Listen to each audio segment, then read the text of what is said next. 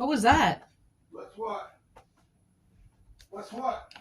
Do you have a phone notification on? No. No, I don't. My phone's in the room. Bedroom. Oh, I don't know. That was weird. I thought I heard something. It's strictly your imagination. No, I'm trying to make me some hot oatmeal out here. Sweet. All right, I'm going to be live. And tidying up the kitchen. Here in just a second. I'm trying to hook up this webcam real quick. Oh, you already had it hooked up. I know. I had it hooked up and I was working the other day, but I unplugged it. Okay.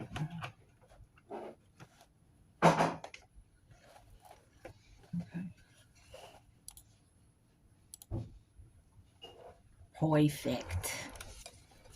Perfect. All right. Sorry, Facebook. I'm adjusting. Deal with it.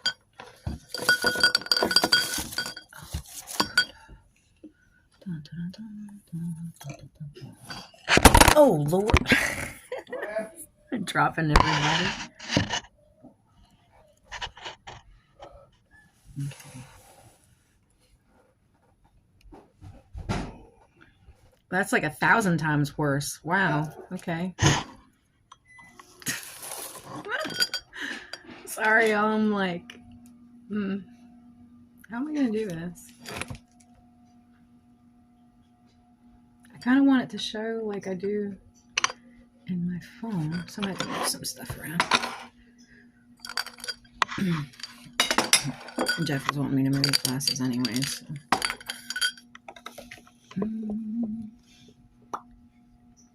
Maybe.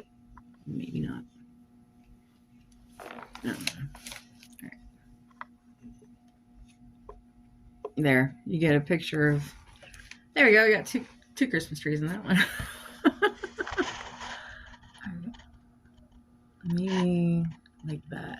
Okay. It looks so weird. I gotta figure out what to do with my hair at some point in my life. Lord have mercy. Okay. Going live on Facebook. 3, 2, 1. Hello, Facebook. Good morning, internet family.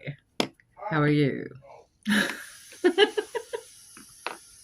Let's see. Oh, it just now went live, so yeah. All right. Okay. Adjusting. I have glasses on, so it's like I can see the reflection on my glasses. Yay. Okay, I think I got it now. So, what the fuck day is today? Oh, you know what we missed today? Your mind? That too. The flea market. No, we're broke. We also missed the flea market. Being broke does not help out. I know. Yeah, and I'm not buying anything on Mercury retrograde. Mercury retrograde. Ooh, it's like super floofy. I'm sure. What? What? Are you drinking that right now? Correct. Okay, you might not want no coffee. That's what I was asking. I will. But I just made it. I was going to ask you how you want it, but if you're drinking that, it won't mix. No, I'll drink it. I'll wait for that for later if you're making coffee. Yeah, how do you take your coffee again? Creamer. About an inch of creamer. Oh, that's fun. Yeah. Put the creamer in first because that one's the pump one. Yeah, what cup do you want? The Mama Wants Coffee. Huh? The big one. Second shelf. Oh, the blue cup? No. The one that's got flowers on it. The one that says Mama Wants Coffee or Mama Needs Coffee. The one that's got Mama. Okay. That didn't help. I don't see one that says Mama. Hold on. Okay, it was at the very back, and I've never seen that cup before. Okay, I just got never saw that cup. Or should I use the marshmallow? I have no. You figured out. See, that means that if you want some coffee, seen you drink that. Now I want some if I'm naked in the. Here, I'll show you. Where's the creamer at? Should be right there. Here, okay. I'm not used to getting that either. Alright, so this one's a little different. Because it's a pump one, it's thicker. And then the bottom of this one's like that.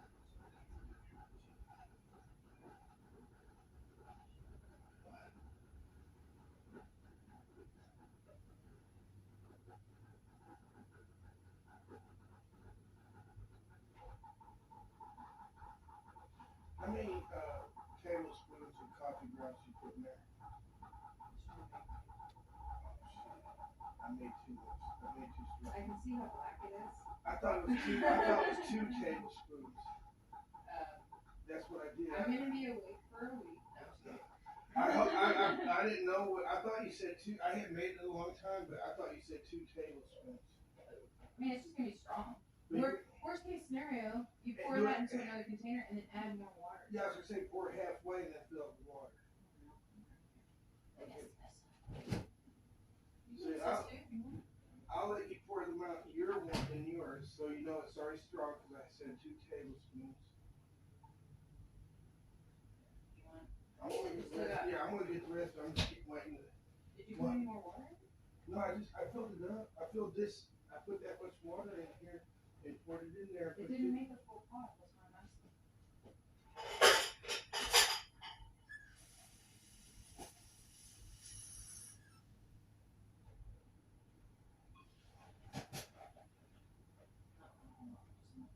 Now I gotta wait for it. I was just getting ready to drink. No, you can pull it out. It'll stop. Okay. It's got a stopper under it. Okay. Where's my cups go to? I had some cups here. They're over here. Oh, I washed them. Somewhere. okay. See, if you do things that I don't know about, they're not my I money. put all the cups in one area. Okay, That way see, they're not open. okay, but see, if you didn't tell me, I was still thinking it's okay. I'm just trying to help coordinate. I just want to coordinate, be coordinated with know what you know, so I can work with this together as a team. That's all it is. Gotcha.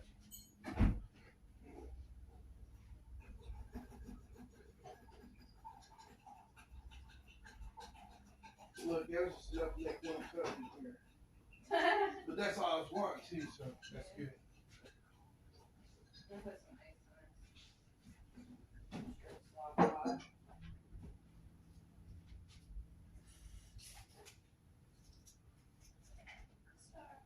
Actually, it's pretty good just the way it was before you added water to it, but it's all good. It's all good. So is that still come too? No, this is plastic. Oh, okay, because I said you can put that in the oven and it won't melt, huh? No, this is silver. Okay.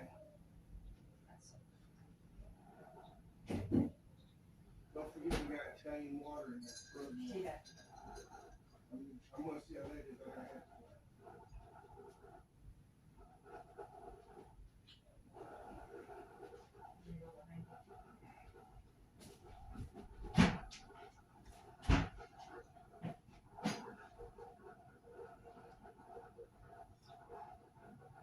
You like barefoot or you like where it's see right now? And besides, I know you broke glass in here and there. I'm playing the same. I see what you Well, I cut. prefer to be able to walk barefoot Yeah, in my you house. can. I'm gonna feel bad for you if you cut yourselves off. Well, I don't But I know. think I got all the glass up because I swept a couple times and mopped a couple times. I just got through doing equipment. Okay. Alrighty then. Okay. No, that's over.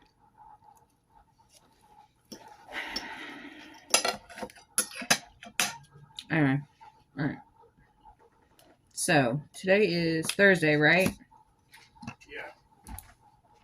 The 5th, December 5th. 11 a.m. All right.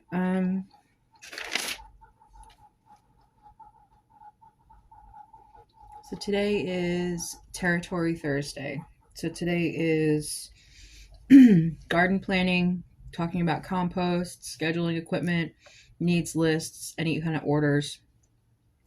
House chores is bedrooms, which I desperately need to work on today. Monthly chores, And then sciences, review and calendar, workbook, sheets, websites, projects, experiments, next week's reading list, and question and answer. Then later today, we're going to the gym. So, yeah. I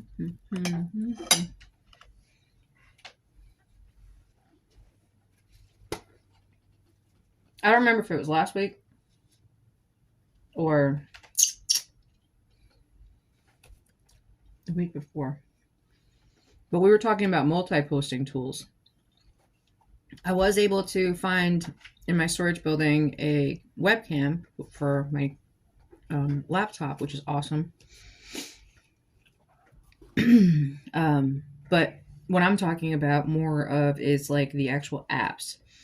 So when I go to, like, say if I take pictures or I do videos or, offline, that way I can go ahead and set it up.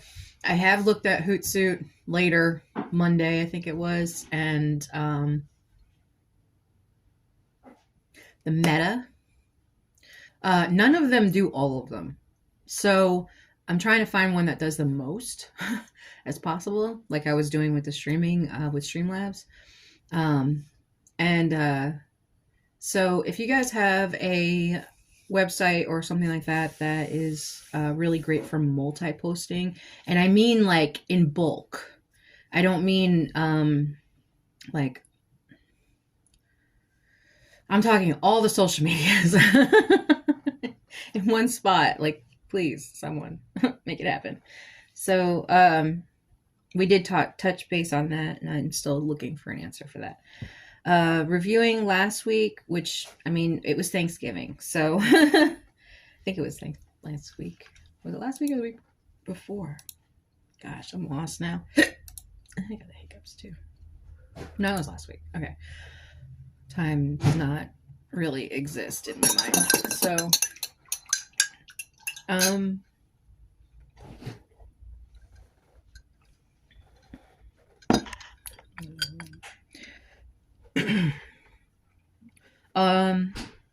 okay, so one of the reviews that we did talk about was the Farmer's Almanac for the garden planning and stuff like that. For those of you who have been in gardening, I'm pretty sure you've heard about it. If not, there you go. Farmer's Almanac, I think it's .com. Hold on, let me make sure that that's right.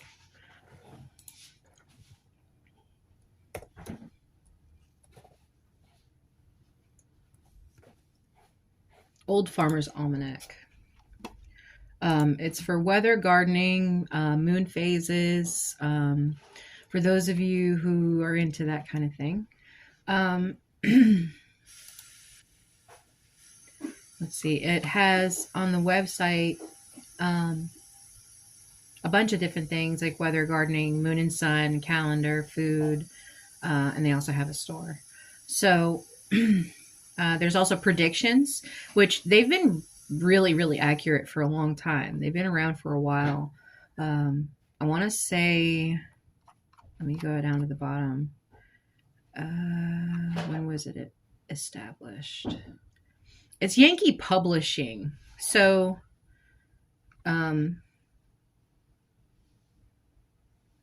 wait, maybe I'm looking at the wrong website. No. Have y'all's internet been weird lately? Jeff had mentioned something about like there being like issues with hacking with the phones and stuff. So I don't know if that's what's going on.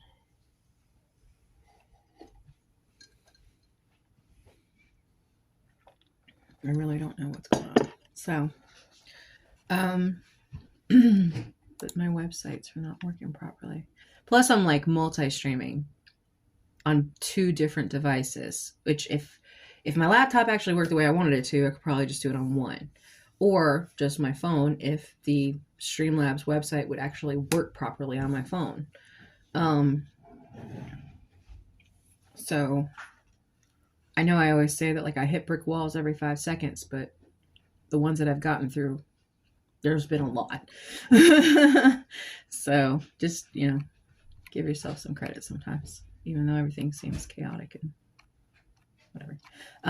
Side topic. I know that a lot of people are talking about aliens in the sky and all that stuff, and the ocean and World War III. So, something that we were talking about earlier, which I was thinking about, people saying about how the aliens are coming out of the ocean and they're seeing them come up. Well, isn't that the ascension? That's what I asked Jeff. We've been here for 2,000 years, supposedly, right? Human beings, recorded wise. And I could be completely wrong, but aren't we supposed to only be here for 2,000 years? Did we overstay our welcome? Are we supposed to leave now?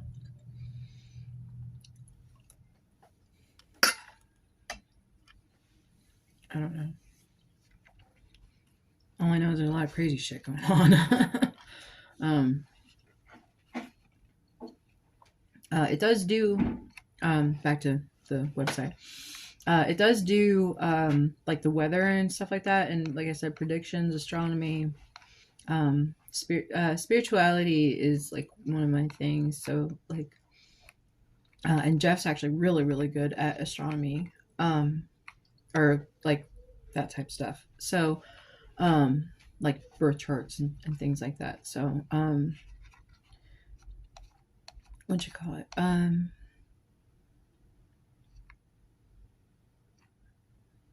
looking at the website right now. I kind of want to give you guys a prediction that they've said.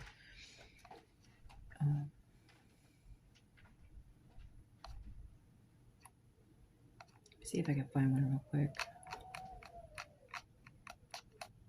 And also, side note, I cannot see the chat.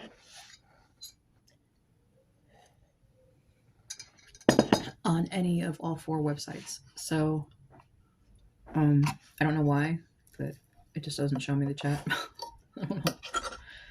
I don't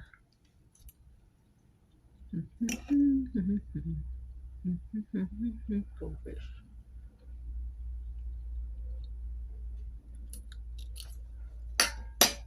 So, where was I going with this? Oh, I was trying to give you guys a prediction for weather. Let's see. 60-day long range forecast. I just went to weather and I clicked underneath it. 60-day for region 4. It does give you regional maps because each one of certain sections of specifically the United States, have different weather patterns. So you're in different zones. The South looks like it's either 4 or 5. Well, let me go back. I live in North Carolina, so the weather here is for section 4. I'm borderline 3 and 4 because 3 goes down the Appalachian Mountains, down in North Carolina, down in South Carolina, touches Georgia. So I'm going to lean more towards 4, even though I'm in the central Piedmont area of North Carolina. I'm like right next. I'm like in between the mountains and the beach. Like, so I'll use that one, number 4, for the region. And then usually when you look on the back of seed packs, it'll show you what region that they grow best in and what time to plant them, which is super cool because if you've never done anything like that before, like myself, when I first started out, I didn't know shit. I'm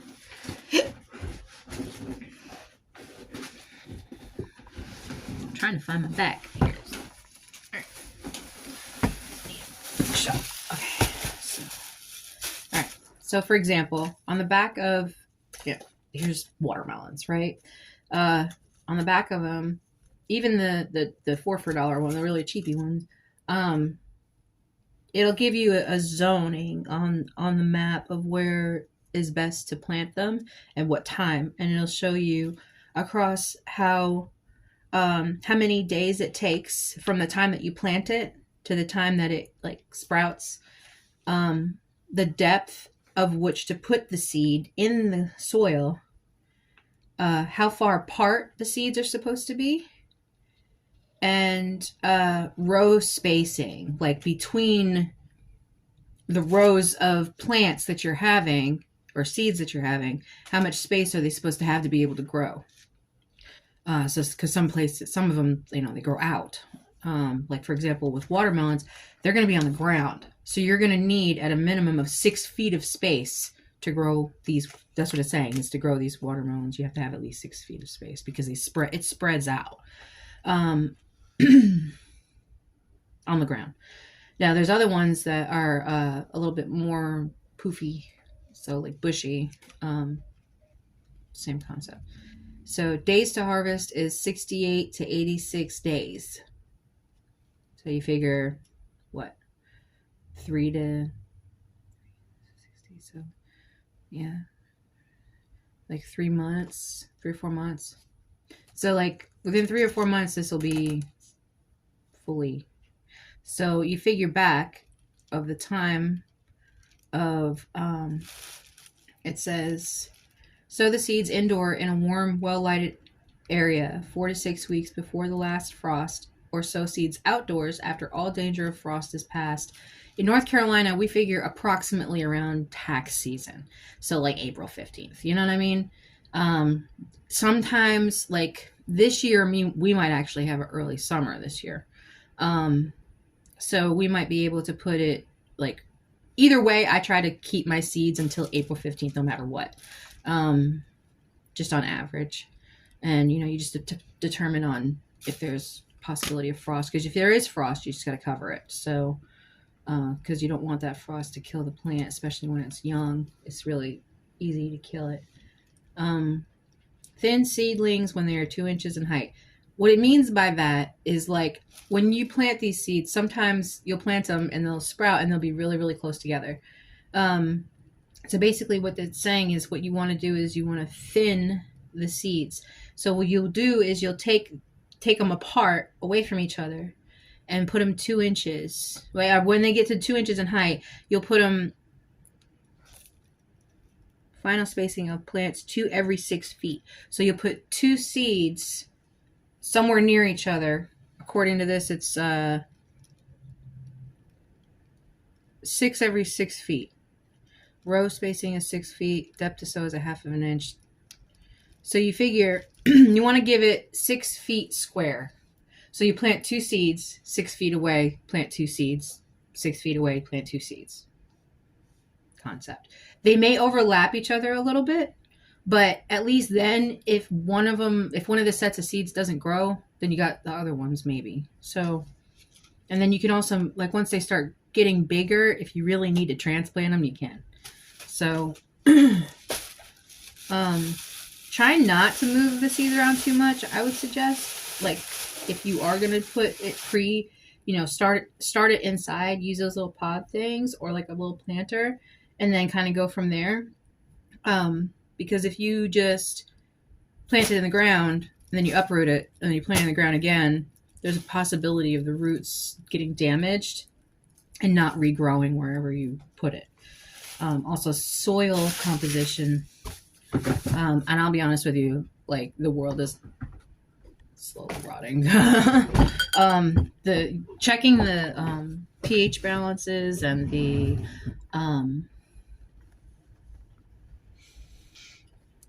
quality of the soil that you have already will tell you what will be able to grow and what won't. And you can find supplements for those things that you do not have available for you. I know this sounds like a chaotic mess, and it's a lot of information. So a lot of people tend to lean away from gardening because of all of that. There's just so much information I process. Oh my God, there's so many specifics about every little thing. I'll be honest with you. There is something called chaos planting, where you just go out and you drop the seeds and whatever grows, grows. If the bird takes it, takes it. If it takes the ground, takes the ground. Basically letting natural selection take its own course. If you don't have a requirement or a need specific for anything, and you just want to let the ground that you live in give you whatever it's going to give you, great. Chaotic planting is for you. archaic gardening is for you. A lot of people don't even have property. So you have potted planting.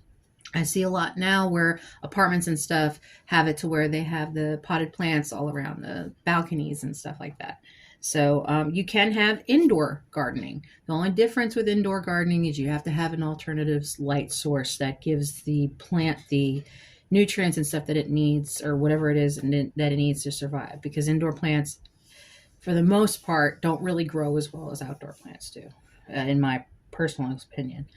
Granted, I haven't had many indoor plants lately, so can't really hold a testament to that. Soil searches. Yeah, I think there's some websites that you could use. There's definitely websites you could use, I'm pretty sure, or apps or something like that. There are some tools, like items that you can use. I'm not saying this specifically, but like there's some soil testers where you stick it into the ground and it'll tell you the pH level. I used to have one, or acidity level.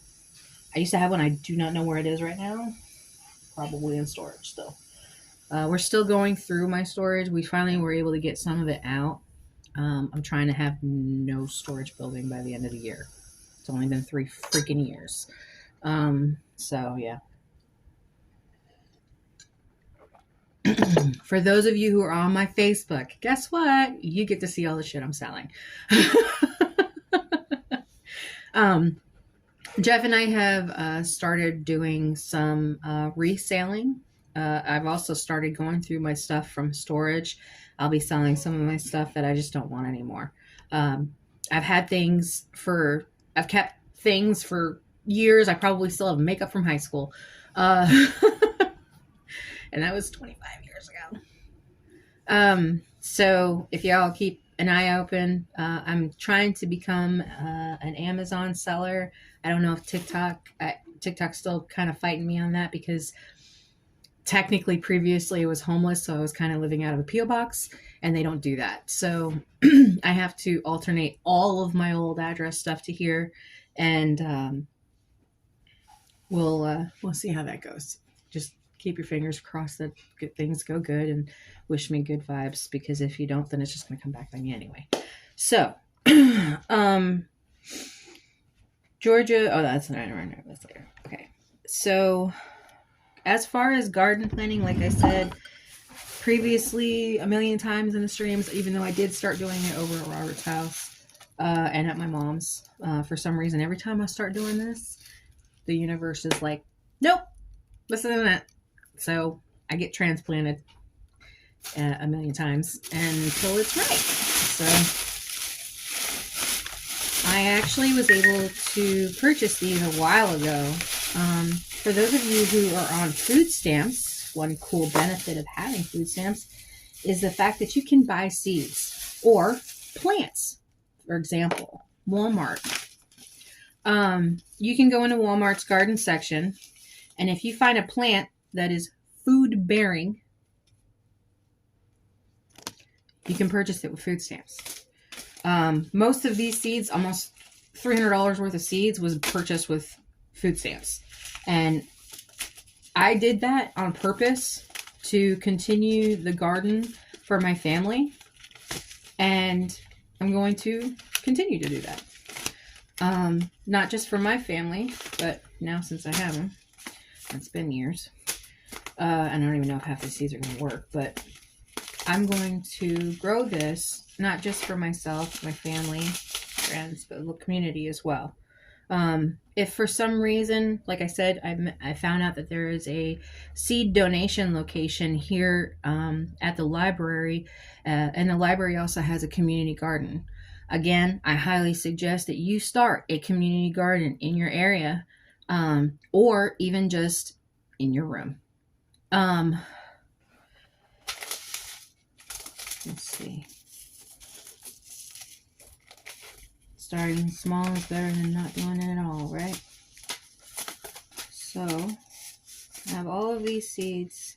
A lot of them will tell you on the back of when, like I said, when to plant them. Some of them are winter crops. Some of them are summer crops. Some of them are spring, fall, whatever. You can push the limits on that, just saying. especially depending on what region that you live in. You know the weather there pretty good, and you can adjust accordingly to what is available to you. Or like I said, if you're doing it inside, then you have a lot more control than you would if you had it outside. So, it really all depends on your style and what your preferences are. And for those of you who've never done it before and you're terrified, just get a bag of seeds. Just get a bag of seeds.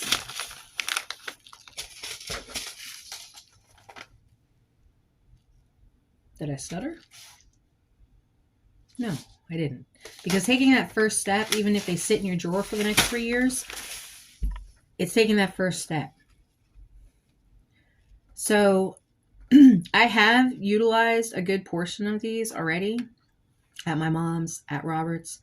And I will be doing it here as well, or wherever, we end up living, if, God grants us a mansion somewhere in the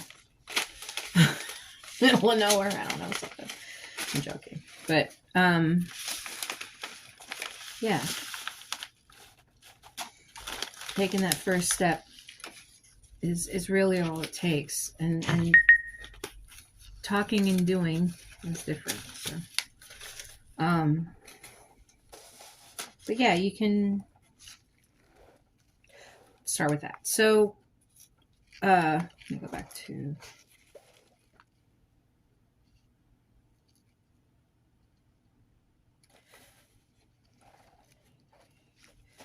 So if I was to start like a little garden right now, what would I start with, right? Okay, so it is December 5th, and I live in North Carolina. So, I'm going to look up planting dates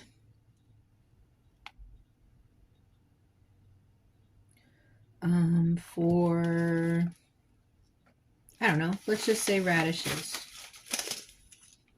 Well, does anybody even eat radishes? I don't know. I got them. I like them every once in a while. I don't like them all the time. Let me see. This seems to be a winter crop.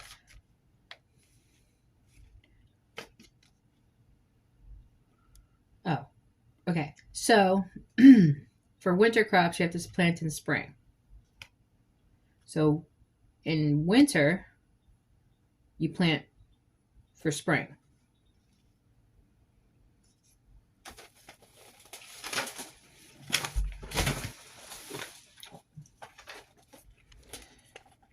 Uno momento, por favor.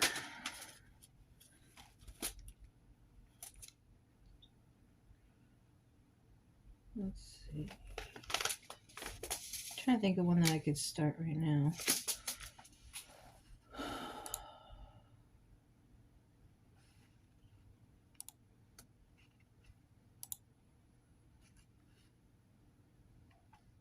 Where's that? Okay. Almanac. How do I search? Okay. Search. What? Oops. What to plant? And Google's your friend too. In winter. No. In December.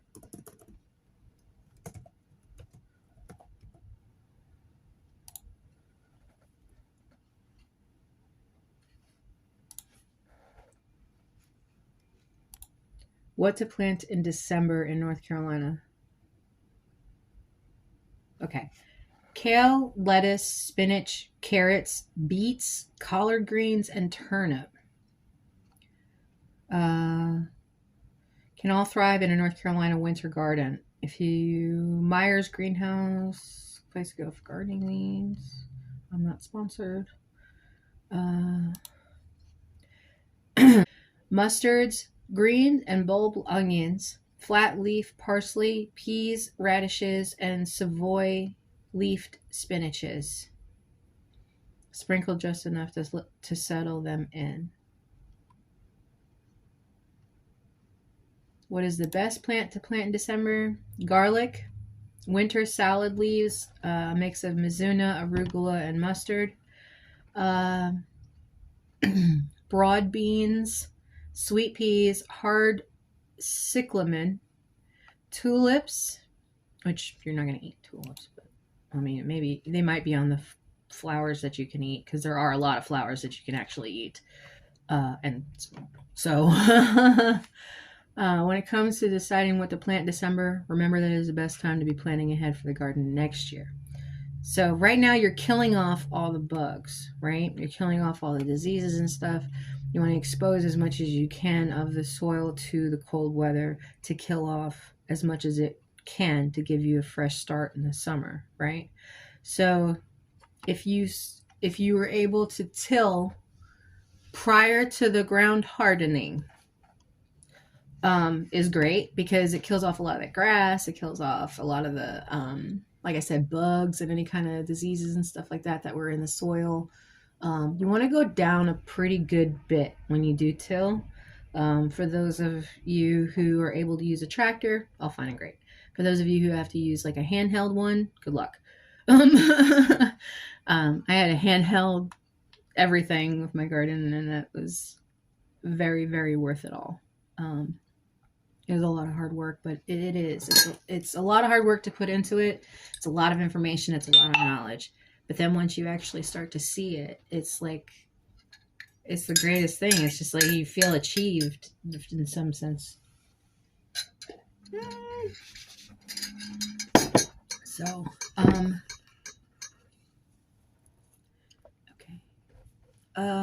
Not, okay. For whoever messaged me on Facebook, I can't answer it right now. So you're gonna have to wait. Plan well now and you'll be rewarded with a garden that bursts into color and life once winter is over, a thriving vegetable plot that will yield a long-lasting harvest. Be sure to include some garden ideas when planning a kitchen garden and dreaming of a stunning flower display next year. As far as flowers, I don't think I've really ever planted flower seeds like intentionally. Like, I think I got like these boxes of random wildflower seeds just to have pollinators in my garden. So this way the bees and bugs will come to the garden to pollinate it. But once it's past the time of that, then you have like prevention. So it's like, okay, come here. No. So like, you do all the work, but you can't eat the fruit. No, I'm just kidding. But, I know at my mom's house, you know, the property was already an existing farm. So it had an orchard. It had, you know, you guys have seen it. It had different trees and plants and stuff like that were already there for probably hundreds of years. So that was really, really great. But when you're starting from nothing or even no knowledge at all, which we do here, we start from zero or from negative. So, and we can only go up from here.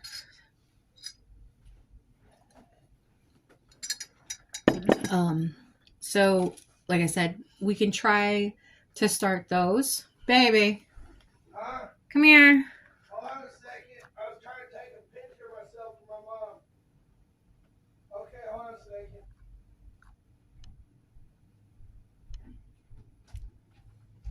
Yeah. Ow! Oh shit, a nerve in my knee. Are you okay? It was a Put nerve. your brace on. It just came from nowhere.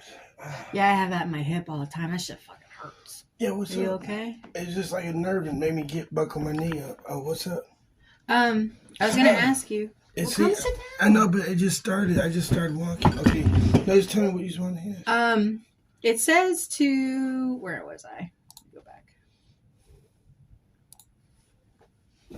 Come on. There you go. Too far. All right. Do you like any of these? Okay. Chard. Never heard of it. Okay. Kale. I've heard of it. Oh, was it an herb spice? It's a plant. Oh, I It's don't a vegetable. No. Okay. Leeks. It's like an onion. No, I just had onions. Okay. Bib, butter crunch, or romaine lettuce. Romaine lettuce. Romaine lettuce. Okay. I'm gonna write that down. Mustards. Like mustard greens. Mustard greens? Not really. No. No, I would eat spinach. Yeah, spinach. Okay. Flat leaf parsley. So just parsley. Yeah, I don't know nothing about it either. I know you don't like peas. Radishes. No. Okay. And you said spinach was good. Yeah, I drink beet juice, but that's about Beets. it. But I've had pickled beets. That's the only way I've eaten them. Pickled beets. I don't like Herb. beets. Garlic. Yeah, for herbs, if you use it as an herb, like a. I will have an herb garden. I can guarantee that. Winter salad leaves such as arugula. You ever had that? No, Okay. Broad beans. I don't know what that is. Okay, neither do I. Sweet peas you don't like. Cyclamen, I don't even know what that is. Tulips you don't eat. No, I like tulips.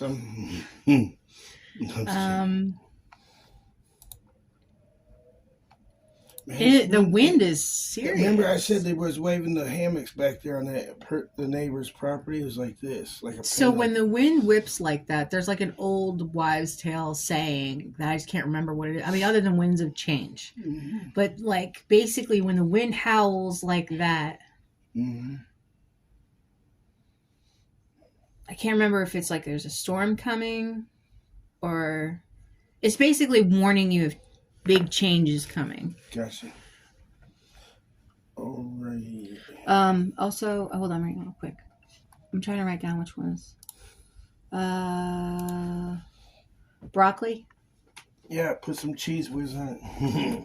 Cheese whiz. Ugh. Yeah, we do that at the prison. We take. Jeff and I are so different. You put an ounce of cheese on it, or they use shredded cheese. Like Velveeta. Yeah, but they just they put it on there and bake it, and the only thing about that is when they scoop it out, if somebody don't get the cheese, they get mad as hell, and it's hard to make it equally proportioned with cheese and broccoli. But I like broccoli and cheese. Is what I'm saying. Okay, so broccoli. And what about cauliflower? I knew that was coming up. I don't care about, but I forced myself to eat it. I used to force myself to eat it, but it's nothing I care about. I remember Colton was allergic to cauliflower. That was like the weirdest thing I've ever heard anybody be allergic to. No, they test all the inmates out, and they got a list of ones that's got all the allergies, and we got to go out, and sometimes you don't know what to feed because they're allergic to everything. Oh, Lord. Seashell cabbage. Yeah, I've eaten fried cabbage before. I like cabbage. Well, you like corned beef and cabbage. Remember last time we had cabbage and it tore you up? Yeah, it does. It does. Cabbage is one of those types of vegetables that, like, for a lot of people, it causes them to have gas. Yeah. Okay. I didn't know you could be doing. I didn't know you could do that while streaming. I thought you had to keep on doing this with education. Okay. That's just what I do because there ain't nobody on here. Gotcha. So, turnips. Yeah, I already wrote onions. I'm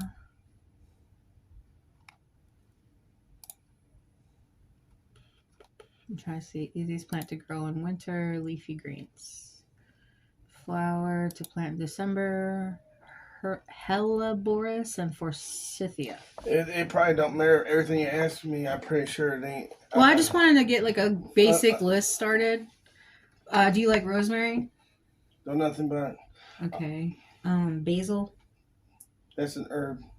I know. Oh yeah, I mean they just use it when it calls for the recipe. I don't. Okay. I mean I never think about basil or anything, but when it's basil leaves, you know what that is? When you use them, you got to count them because it's easy to leave behind and then you can choke. No, that's bay leaves. Okay, yeah, that's it. Yeah. Yeah. I remember we have those are poisonous. Well, whatever it is, we use it at the prison, but you got to count out the leaves and make sure that's the exact number you pull out because you're not. It goes in the food and somebody could choke on it. Oh well, yeah. But that's what hardened. I know, but that's a prison, so everything's controlled. So I mean, it's easy for a cook just to overlook it, and then somebody dies. Guess what? The person like me that was running the kitchen gets the blame and loses his job. I think, and I might not be correct on this, but I think bay leaves are in the nightshade family. Well, whatever it is, I'm sure it's not drug related because they wouldn't have it in there. But whatever it is, I had to count out the leaves for. Yeah. It's one of those things that it's a everyday social use unless you know other uses for it. So.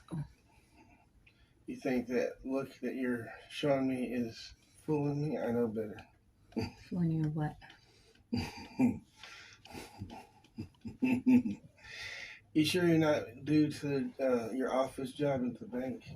The You look bank. like, yeah, a bank teller. Oh, I look like a bank teller. Hmm. I think it looks kind of like a vintage, like cat eye. Well, I'm not used to seeing anybody wear nothing but state issue glasses. Yeah. But my boss man, he wore Oakley glasses that were prescription and sunglasses all in one thing. Those are prescription glasses. No, these are just glasses. Okay. They're just for show. Well, I would love to have it to where, like, they have companies now where they make prescription glasses in styled glasses. yeah, that's what I was telling you. Oakley's. I'm pretty sure they're Oakley's expensive. the top of the line, right? And they cost like $300-400, but you would pay maybe 80 of your own money. Yeah. Hey, was that it? I was just gonna do one more picture for Mom. See me in this. I was just saying. I just learned to have something we can for Christmas. I like to see her come by this way. She ever does. I don't know what she's doing. Okay.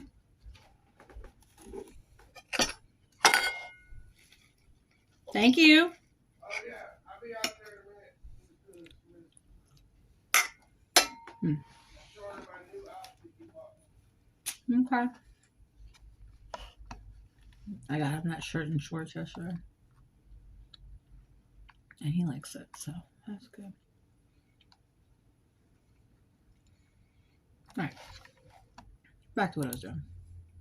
So there's a good start, right? Come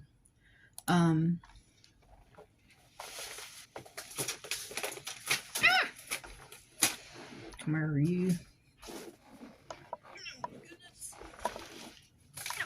Okay. So, like I said, and some of these are like 50 cents, some of them are $2, some of them are 4 for $1. Depends on your area. You just look around, and then also you check out. See, I don't even think that they have it online. That the community garden is available. I don't know. I would like to see it be an online thing. That'd be kind of cool. Maybe I could stream it for you guys. Who knows? But check in your area and see if there's any community gardens that you can get involved in. If it's something new, just something different to do. You know, a lot of you guys are very much in your house all the time. So if you have a chance to get out and about into the world, go do it.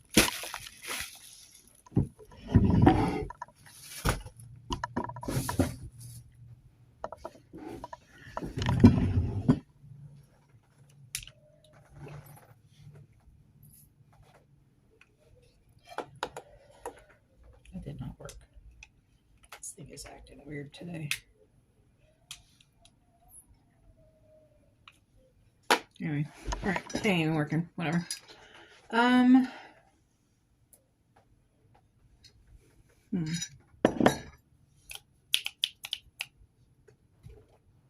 Compost. Okay, so something that you can do for compost. Again, you can always Google everything that I say. Compost is a managed aerobic, oxygen required, biological decomposition of organic materials by microorganisms. Organic carbon-based materials included grass clippings, leaves, yard and tree trimmings, and food scraps. When I say food scraps, nothing grease based, like no leftover, no meat, no fried foods, no oils, no waxes, plastics,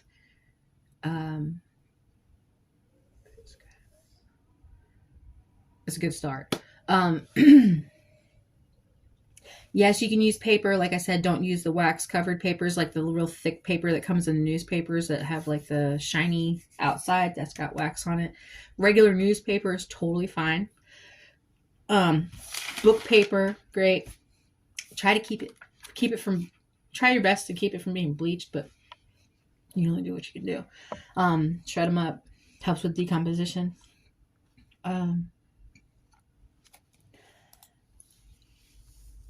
To make compost, basically you'll start with like organic materials, um, like kitchen scraps, like I said, shredded newspaper.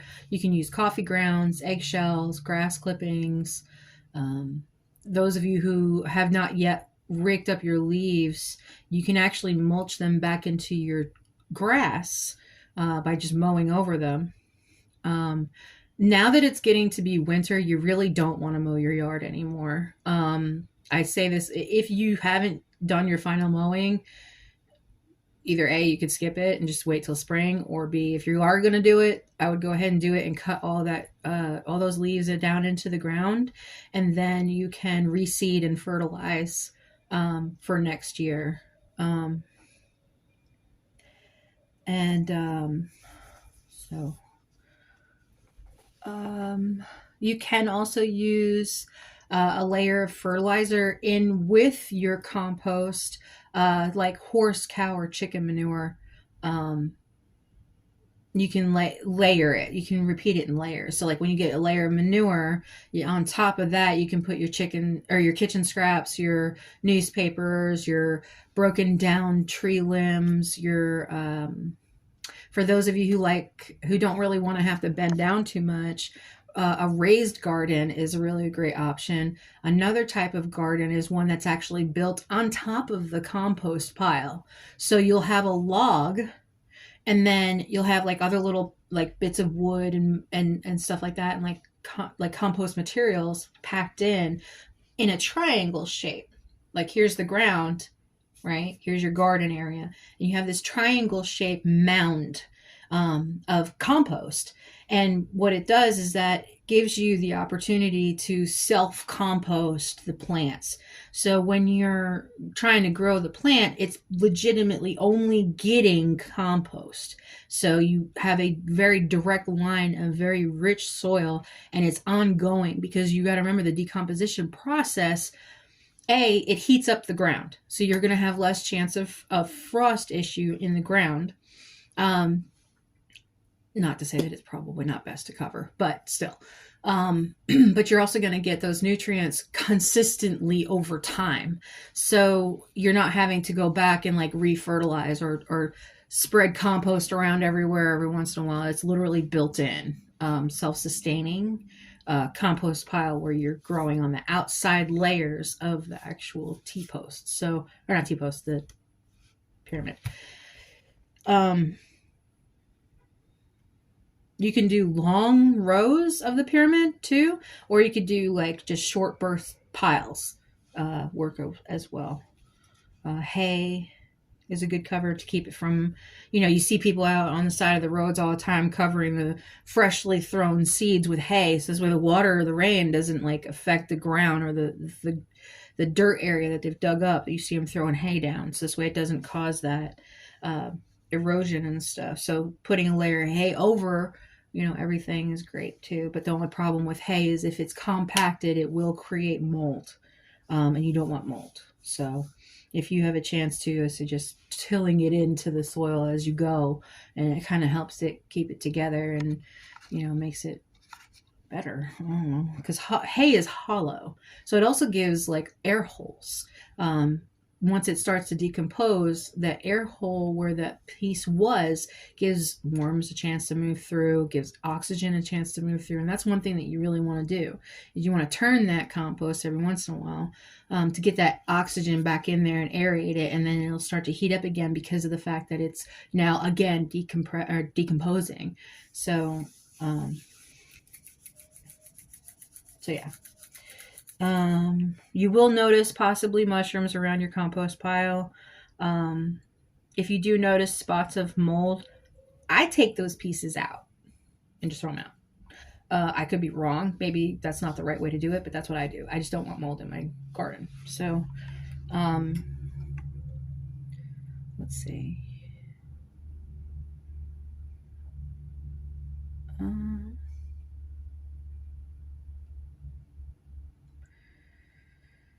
Scheduling equipment.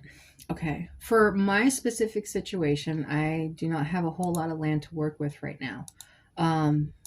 But the equipment that I would schedule would be a tiller, even though it's, I don't need a really huge one.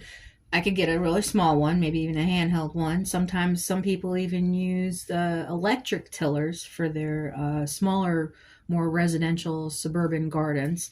Um, and what else?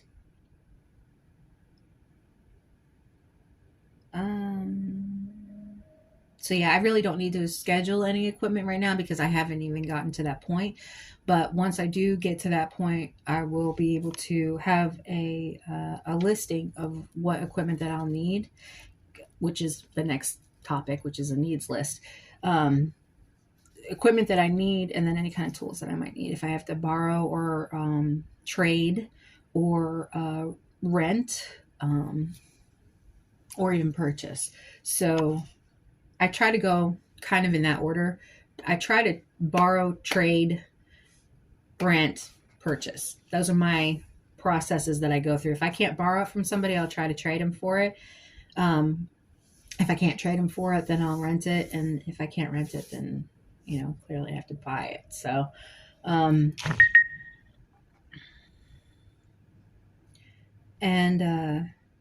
so the next thing would be one of the equipment things that you can do is look at your local area and see what kind of garden equipment. In my area, it's A&J Rentals. I do promote them. I'm not sponsored. They're a great company. I've actually rented from them several times over the past, I want to say 10 to 15 years. And they're really good people. They have 2 locations. One's in, I believe, Wilkesboro, and the other one's in Statesville, North Carolina. A&J Rentals. And again, I'm not sponsored. I'm legitimately promoting them.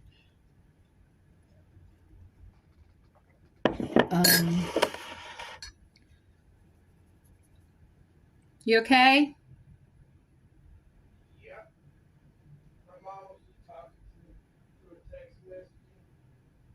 Okay. I told her, I said, I don't want to go to school today. Let me know for the teacher. She said, if you was living in New York still today, you wouldn't have to worry about going to school. Yeah, because there are lots and lots of snow.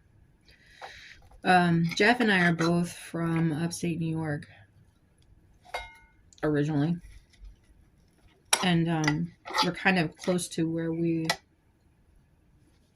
he lived and where I lived. We're kind of in close area, but it was different times. So, let's see.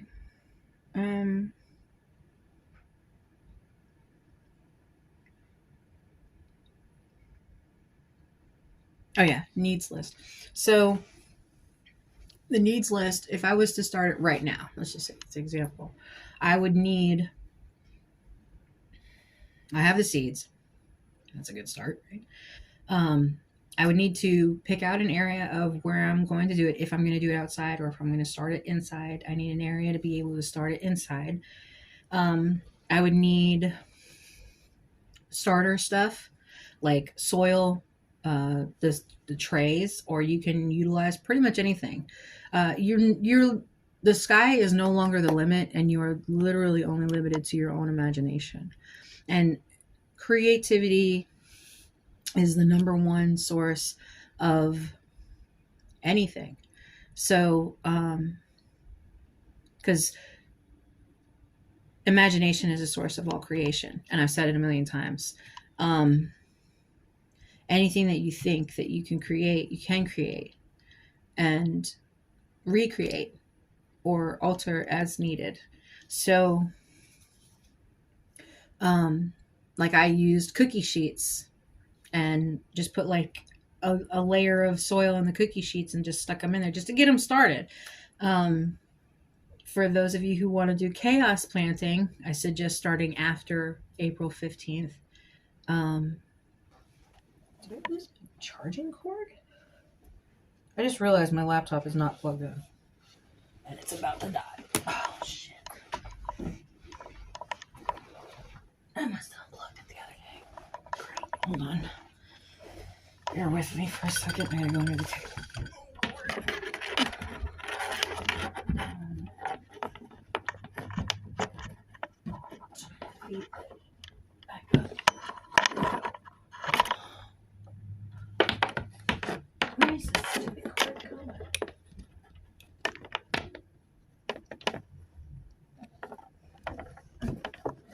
Dang it.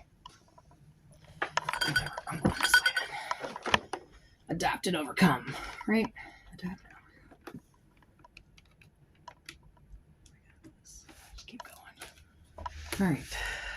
There. Oh, I'm not even on that. Lord of mercy. I'm thinking I'm on the laptop with the camera, and it's the webcam. So, all right. Okay.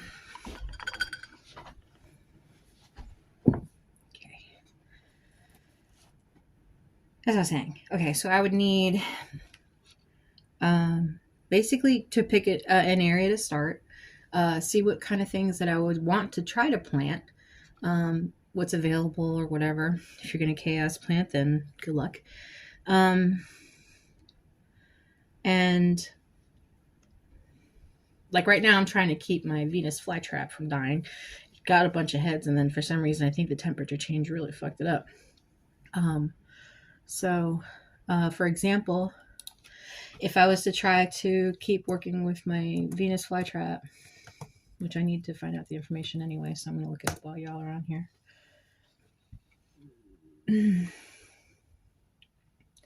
Maintenance. Venus flytrap. North Carolina. It is actually native to North Carolina. The Venus flytrap is.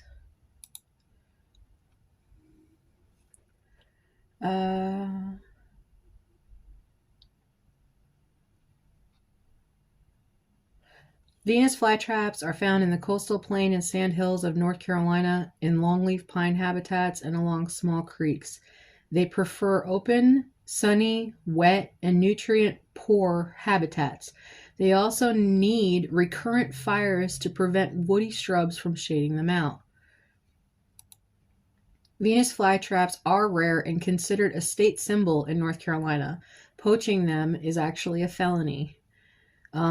Threats to Venus flytraps, habitation loss can be caused by fire suppression, conversion to agriculture and silviculture, and development. Venus flytraps need high humidity, wet, sandy, humus soil, and sun to partial shade. They can be grown in USDA zones 7 to 10, but can be grown in zones 5 and 6 if protected through the winter. Places to see Venus flytraps are the Stanley Rader, I'm probably saying this wrong, Carnivorous Plant Garden located in Wilmington. It's part of the Piney Ridge Nature Preserve. Carolina Beach State Park. Rangers patrol the trails to keep an eye on the Venus flytrap populations. So if you want to go check out a Venus flytrap in its natural state, you can check out Carolina Beach State Park, which I think we went there. Okay, so caring for a Venus flytrap. Needs at least 6 hours of bright, full sunlight every day. If using artificial light, keep the plant at least 4 to 7 inches away. Water is distilled, deionized, or reverse osmosis water. Avoid tap water or bottled water. Sorry, Audrey. Which can be too alkaline or contain too many minerals. Keep the soil moist but not too soggy. You can place a pot in a saucer of water or use a pot with holes. Use a well-draining, acidic, poor quality soil mix. Good option is a 50-50 mix of peat moss. I can't even say that. Sphagnum, peat moss, and sand. You can also use a carnivorous plant mix or pure sphagnum moss, whatever. Dormancy. Venus flytraps enter a dormancy period in the winter. During this time, the plant may turn black and be come back in the spring, even if given more warmth and sunlight. You can put the plant in a sealed bag in the refrigerator's produce drawer to help it through the dormancy. Why would you want to make it colder? It's like 72 degrees in this house right now. What temperature is it outside?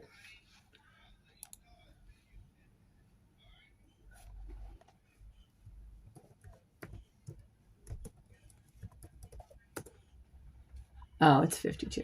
Okay, but either way, still.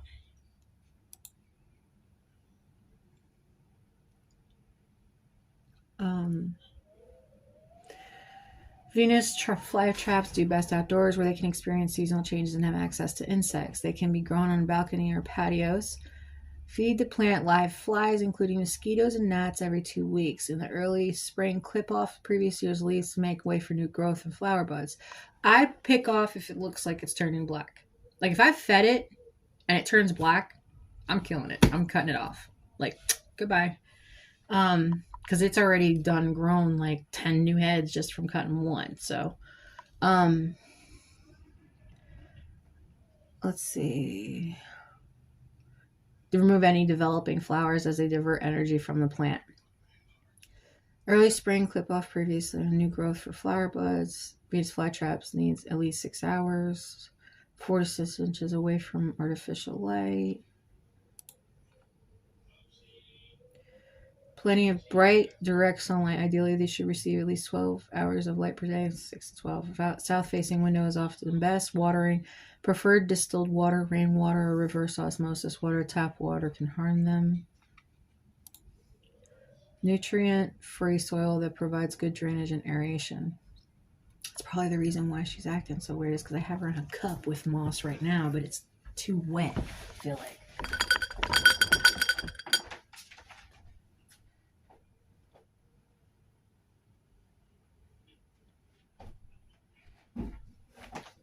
Maybe not today. Maybe try that again. But yeah, this is, oh shit. Sorry, Facebook. Okay. Anyway, this is Audrey. My cup broke. It's okay. I actually got this cup when I first came to Jeff's. But yeah, this is Audrey. She's got, I don't know if you guys can see how many heads she has on her. But she's a Venus flytrap, and this is my pet plant that I keep. She didn't have that many heads. She had like 5 or 6 heads when I first got her. I don't know if that means anything. But, yeah, that's her. So, and I've been feeding her flies and mealworms and stuff. Right now, she's got her mouth closed, but, and I think it's just because she's so cold. Oh, it looks like one of the cats got a hold of it. Maybe. You know that, or it got stuck to something. This mouth doesn't look right. I don't know. Can you guys see it? Anyway, all right. Let's see. What else? Okay, so like this one, I'm gonna clip it at the base. It's got a thing in it, and it's black. It's nasty. But yeah, maybe you can see like really well in there. It's got a bunch of different mouthpieces.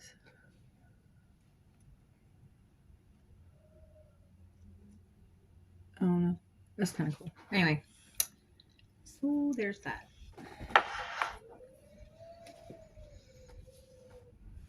House chores is the bedroom today. I think that like as far as like the gardening stuff, territorial, any kind of ordering that I would do would probably be just to get the soil really right now for Audrey. So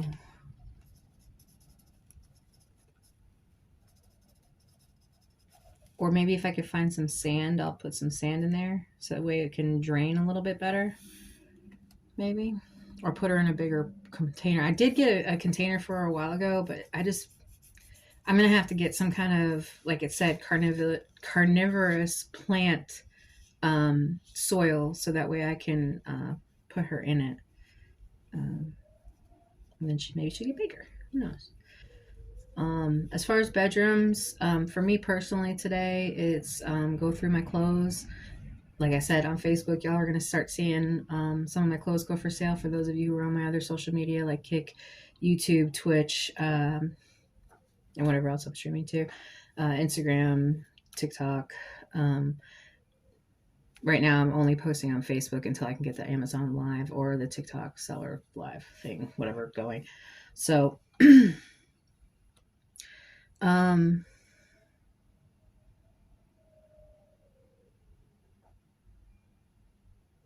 so yeah, bedrooms is clothes and shoes and everything else.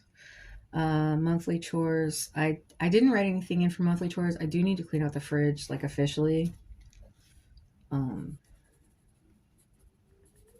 I was telling Jeff this yesterday. For those of you who like to use outlets or power surge outlets or anything like that, now is a time where you want to go through your whole house or wherever you're at and unplug everything. Unplug everything. Go room by room. Unplug everything. If it doesn't need to be plugged in, put it up. If it does need to be plugged in, check the plug. Make sure that the outlet is working properly. A lot of us really disregard this.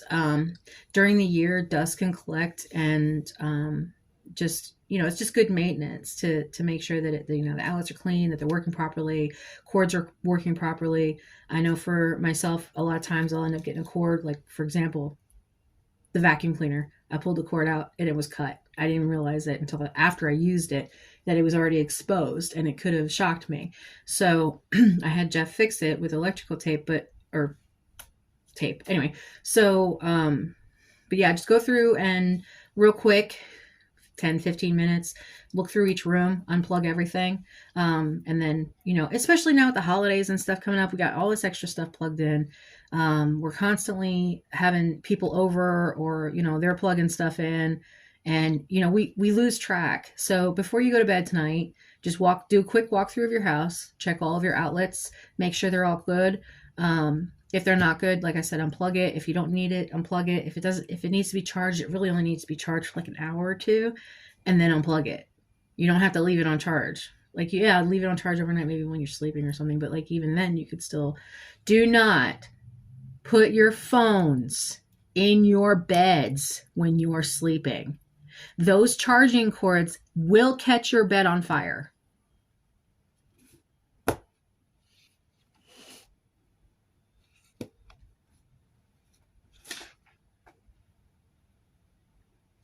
I think I made my point. So, as far as sciences, let's see. Review and calendar. Like I said, we haven't really been doing a whole lot. We've been doing the Georgia Virtual Learning and the Khan Academy, especially for the math. I don't really have much to go back on right now as far as sciences.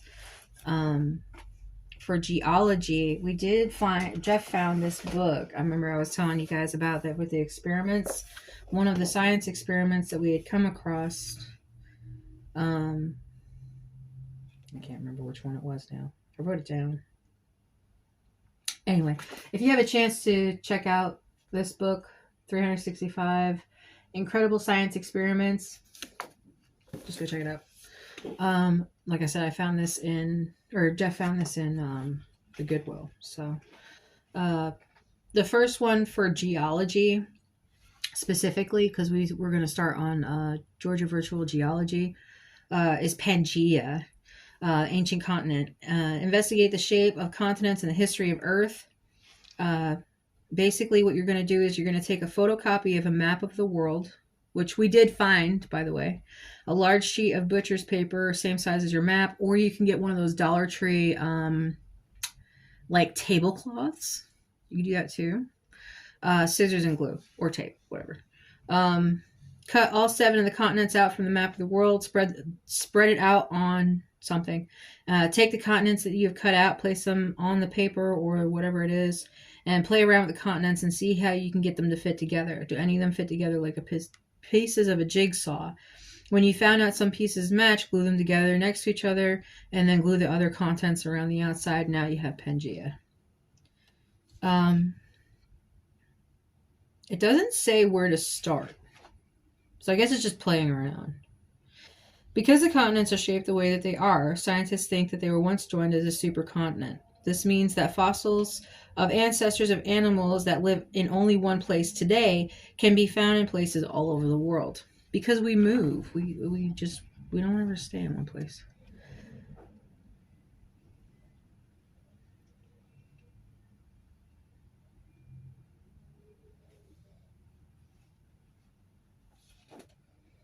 We can make limestone, making sandstone, thirsty brick, making conglomerate rocks, at-home paleontologist, missing footprints, digging for dinosaurs, soil search. Oh, that's what I wrote. Soil search. 183 of 365. What lives in the soil? Okay. So it says to have a small bucket of soil, a large bucket, a kitchen sieve, magnifying glass, pen and paper, and newspaper. It says steps to go out in the garden and collect half of a small bucket of soil. Empty the contents of the small bucket so that the soil falls through the kitchen sieve into a large bucket. Spread out some newspaper and empty the contents of the sieve. Using pen and paper, write down all of the living things that you find in the soil. Do not bring it in the house. Now write down all the non-living things that you find. Always wash your hands after handling dirt or wear gloves. Why do you think this would be a good idea? Think about what you found in the soil samples. Did you know that although its chief component is weathered rock, dirt also contains water, air, bacteria, and decayed plant and animal materials? Did you find any of these in the soil that you chose? I think that's a really cool process, especially going along hand in hand with the whole garden planning of making sure that your soil is good. Now, what you look for in your soil is, consistency. If there are bugs in the soil, is the soil dead?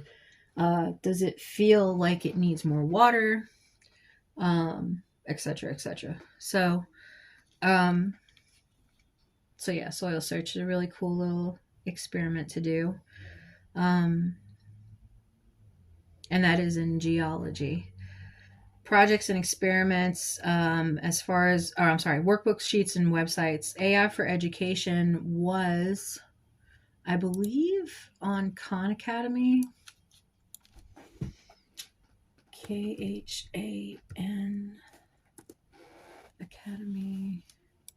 They have free courses. Oh, there it is. Dang it. AI for Education is the second one down. When you Google Khan Academy, AI for Education is the second one down. And you guys will start seeing a lot more AI in everything. Unfortunately, it has become the newest trend. So,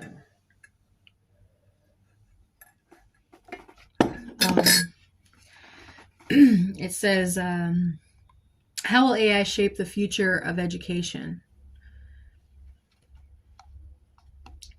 Start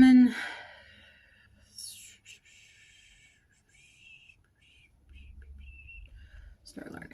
Okay.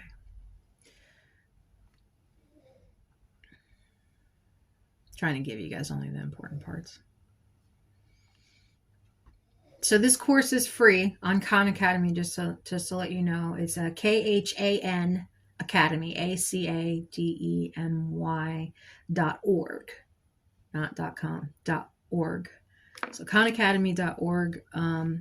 It's online, and it is a free education page that I'm currently utilizing. So I'm reading directly from there. I'm sorry if this is copyrighted information. I don't know if it is. I don't think it is. It's new. It's a new, brand new course. It says here, what is this course? There are so many exciting developments in the field of artificial intelligence, AI, and the future remains unwritten. This course is somewhat unwritten too. This course is a work in progress. We've partnered with other thought leaders in educational technology, including Code.org, Common Sense Education, AI Edu, and Professor Ethan and Lilik Molik, to develop a set of resources to help the world better understand some of the ways that generative artificial intelligence can be used to improve human intelligence and learning outcomes. As our understanding evolves, so will the course. We'll learn how some educators are beginning to use generative AI technology with their students. We'll answer some questions and make some suggestions, and we'll attempt to explore two overreaching questions. One, what potential do generative artificial intelligent tools like large language models, LLMs, hold to transform worldwide education for the benefit of humanity? And two, how can we maximize the benefits of this emerging technology while minimizing its risk? What are large language models, or LLMs? It's a type of AI that uses computer algorithms to understand and produce human like language. Trained on huge data sets of text, LLMs can learn from patterns and relationships between words. One of the main goals of LLMs is to extract meanings from text, even when it's written in a way that's not perfectly clear. This way, the model can respond to the questions or summarize information in a way that makes sense to people. Example, chatbots. LLMs can be used in a variety of ways. For example, they can help power chatbots that can answer customer questions and can be used to improve search engines by understanding the meanings of queries. Fundamentally, LLMs work based on understanding the probabilities of language. Despite how realistic they can seem, they are not thinking or feeling. They are responding with the most likely response given the text from which they were trained. LLMs are an important part of AI and can help us interact with computers in a more natural and intuitive way. AI's potential in education. We believe that AI has the potential to usher in a new age of education and revolutionize the way that we learn. We believe that by working with AI, humans will be able to more quickly generate ideas to solve problems, brainstorm, and create engaging learning experiences, and find exactly what it is that they're looking for on their learning journeys. Risks and responsibilities. In this course, we will also discuss some of the risks inherent in working with this rapidly evolving technology. For example, some of the text generated from LLMs should not be taken at face value, but should rather be independently validated whenever possible. This means that human judgment will remain as important as ever, if not more so. Evolving our understanding. AI-powered tools are exciting, and they can also be alarming and strange. As we learn more from our learners, teachers, and parents about what they would like to better understand about AI in education, we'll continue to build out this course so that you can use AI-powered tools with confidence. Embracing change. New developments are calling into question which formal education should include. By becoming more fluent in a variety of ways, AI can be used ethically and responsibly. We can more confidently embrace the change it represents. We are all still learning about these technologies, so join us. Let's learn them together.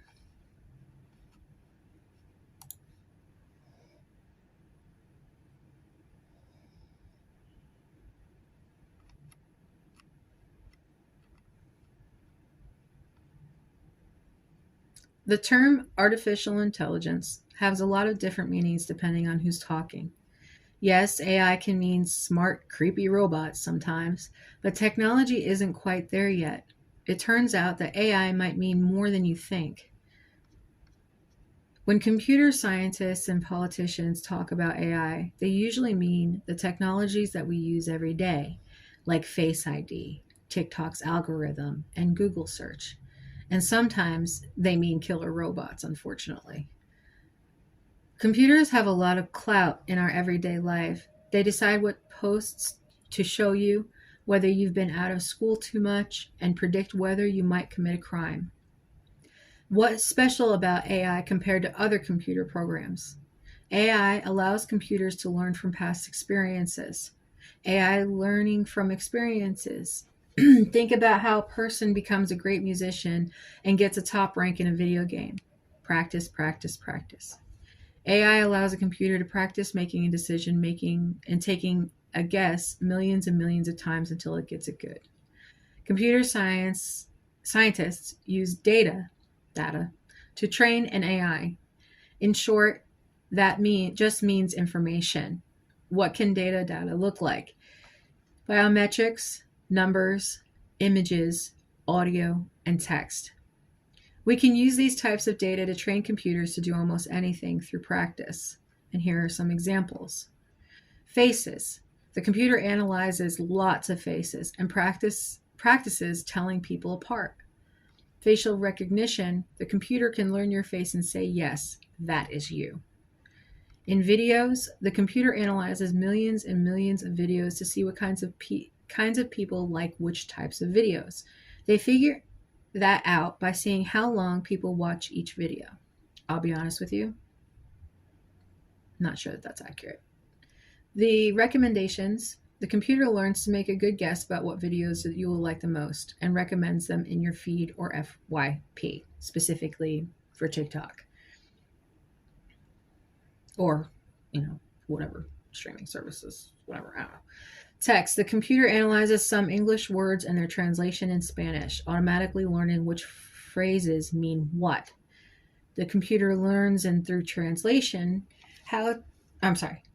the computer learns how to translate almost any text you can throw at it from English to Spanish, for example. So all that is pretty cool, but computers make a lot of decisions. There are a couple of things that we might worry about. Sometimes those decisions go wrong. This is something that I have talked about a million times about AI and my fear of AI.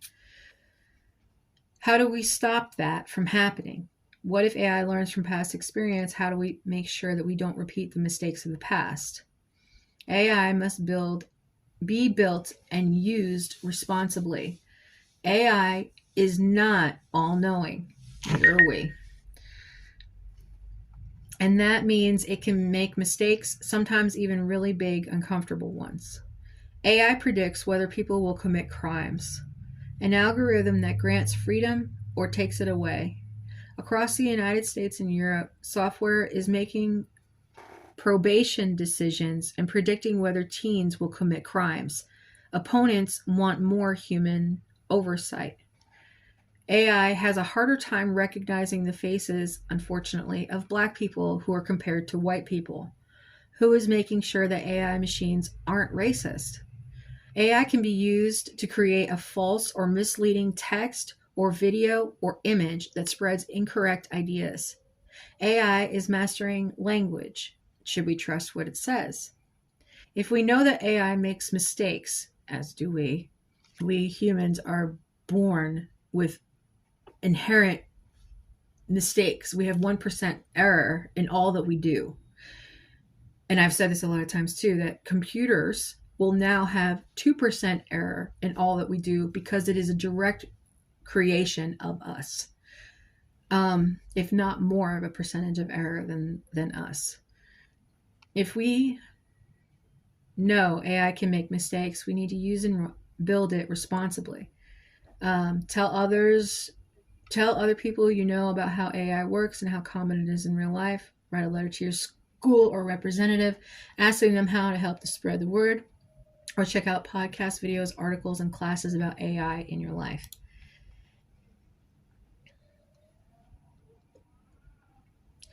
Generative AI, the conversation that comes up, or something that we see pretty regularly now in social media, a new tool for a new age.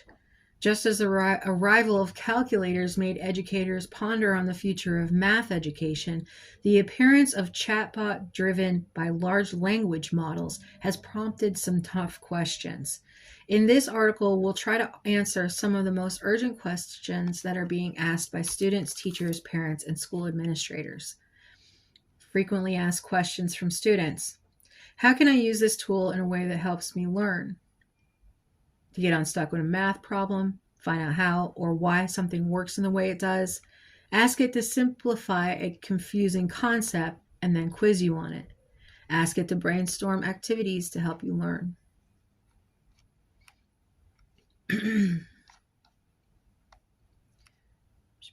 How do I know if what the tool produces is right or wrong? This is a very important question because AI-powered tools can be wrong. They sometimes make up facts. AI developers call these falsehood hallucinations. They sometimes give wrong math answers and might even tell you your answer is right when it isn't. And how should you deal with this? Never trust that the answer the tool gives you is 100% accurate. This goes for humans as well. Any information that you have learned over your lifetime, understand that that is only 10% of the total amount of information that you were given or could have been given. So, anytime that you have an alteration in your surroundings or your knowledge or your understanding of things, give it grace and knowing that your 1% of error is in thinking that you know everything about what you know already. Don't rely on it to give you answers when it is really important for you to be right. Trust your instincts. If you're saying to yourself, that doesn't seem right, it may not be. It is easy to convince yourself that the AI must be right and you must be wrong. Investigate further.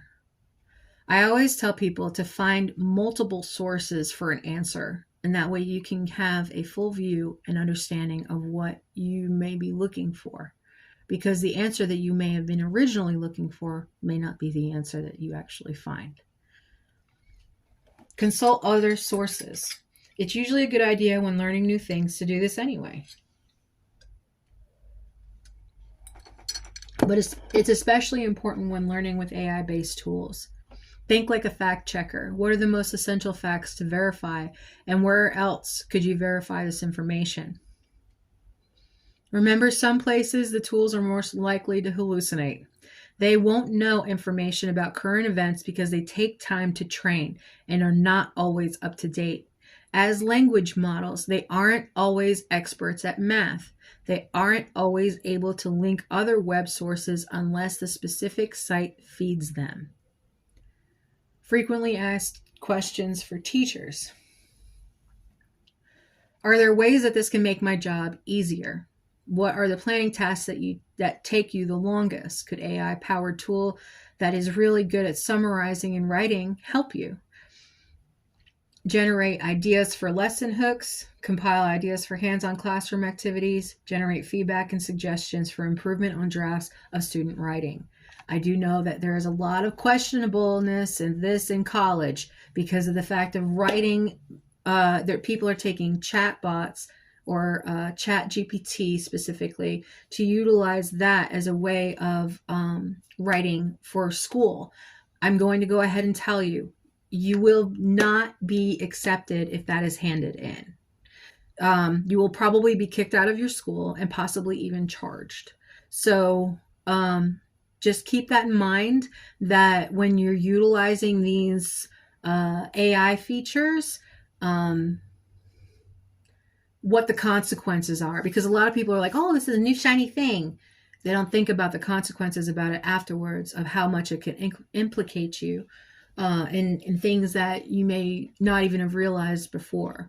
And this is something that I'm very worried about with AI, because of the fact that they could take your picture, they can take your voice, they can put you in places that you never were before. They can show others that you are not what you say you are, basically contradicting you and basically erasing yourself from this planet in a small sense of the form, or even recreating you. As it's said in here, it's has basically a mind of its own, and it does whatever the hell it wants to do, and we're fucked. So whatever, right? But for this part, educational part, just be careful.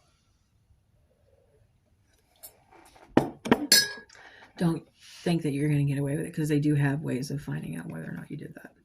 So if there is something about interacting with these models that is likely to help my students learn more, right now, no one knows. There are some hypotheses that are being tested based on what is already known about how people learn. So we ourselves don't even know enough about our own brain, about our own planet, about our own universe to even create something new. So the fact that we are lacking so much in that aspect really bothers me. And why would you create something new if you don't even know more about yourself or your other things in your area? Like, Why would you make a robot do what you want it to do when you haven't even given it all the information yet? It's only going to base it off of that. And now it's going to get an algorithm all its own. They are way stronger than us. They're a lot faster than us. They are, I'm going to quote unquote say smarter because of the fact that they have the ability, the processing, thinking patterns are so much faster than our own brain that we have pretty much given something in a chance to completely annihilate the entirety of everything. So that just bothers me. I know I'm kind of like terminatoring on you guys. Um, uh, Perhaps the biggest potential learning benefit of this technology may be the personalized, differentiated tutor-like interactions it can generate. With so many different levels of learning in your classroom, for example, or in your whatever you're using it for, you know how difficult it is to reach all people at their own levels. There are too many students and not enough of you, as an example for a teacher. To get your students unstuck, enable deeper conversations, help your students see relevance, which we know increases motivation, improve student writing by providing feedbacks on drafts. What are the implications of these models for academic honesty? Going back to what I was just talking about. This is definitely a hot topic for academic communities, and each community is developing answers that make them more sense for them. Given that the core principle of academic honesty is to present proper authorship of work, there are a number of paths that we're seeing emerge. You can forbid all use of these models.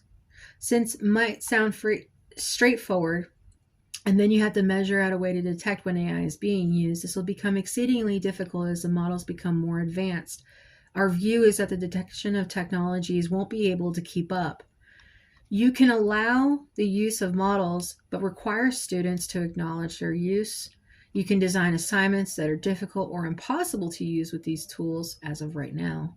And you can have students complete assignments in class where you can monitor what tools were used. For administrators, best way to understand what large language models do is probably to start by interacting with one. Through interfaces like OpenAI's, ChatGPT, or Microsoft's Bing, after you get a better sense of the what, you can learn more in this course about how they may apply to education in your community. You can also ask the AI tool itself to explain what it is and how it works. You can set up, how should I think about setting policies for the use of these models? Some great places for advice are Montclair State University Office for Faculty Excellence is one of them. All right, this is just like a lot of questions.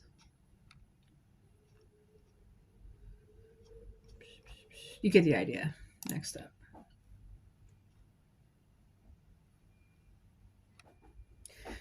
This is actually a video of how AI works. You can start learning how artificial intelligence works on Twitter, Facebook, Instagram, Tumblr, LinkedIn, Google Plus, of code.org.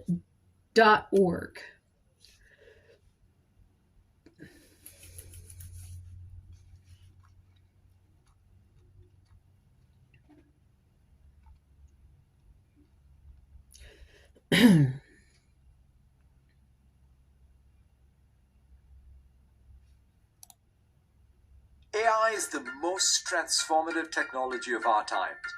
This From is precision Satya. agriculture to precision medicine, from personalized e-commerce to personalized education, and from connected cars to connected homes. It's likely you're already experiencing many of the everyday applications of AI in your life. Have you guys seen that robot that hold on, time out. Have you guys seen the dog robots? I think his name is Alex. He's a now human AI ready robot that is much like, I think her name was Sarah, was the original humanoid like AI robot that literally had facial expressions and was able to talk to you I think Tesla recently, or Elon Musk had recently brought out the Google bots, I think it was, or some kind of robot.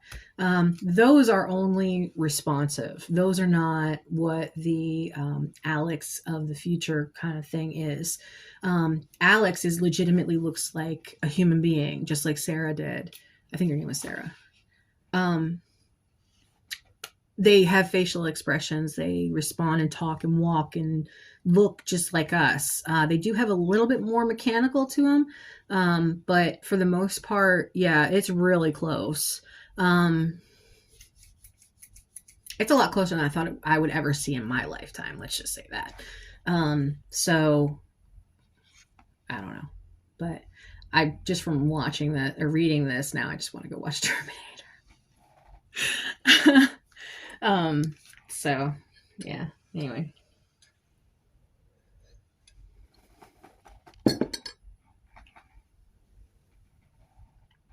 Okay, so AI for education through Khan Academy. If you want to go watch it on your own, probably better. I did start it. I know, I'm sorry. I started it. I don't want to watch it. It's like literally like 2 minutes long. Let me finish watching it.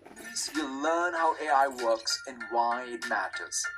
You'll see how with AI we can use data to train computers on just about anything.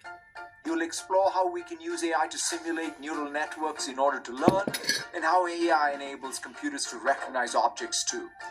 And importantly, you'll learn about the broad societal impacts of AI and how to guard against unintended consequences.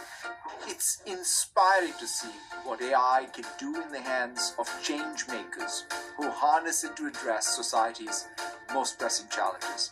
At the same time, we must ensure we build AI responsibly, taking a principled approach and asking the difficult questions, like not what computers can do, but what computers should do.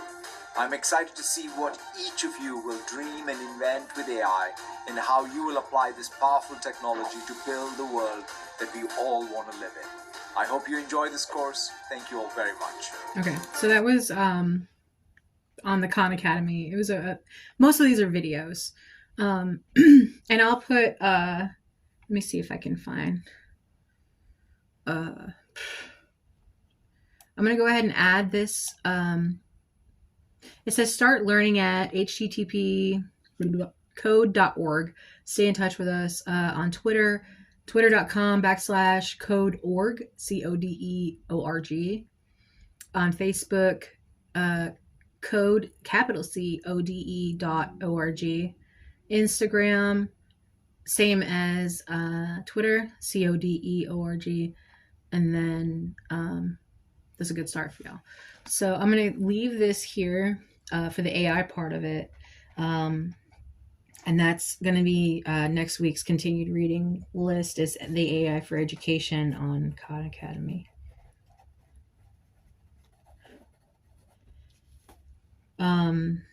And then we have questions and answers and any kind of projects or experiments. Like I said, the experiments that we could do is the soil experiment, which we're going to want to do before we start a garden going back into territory. As far as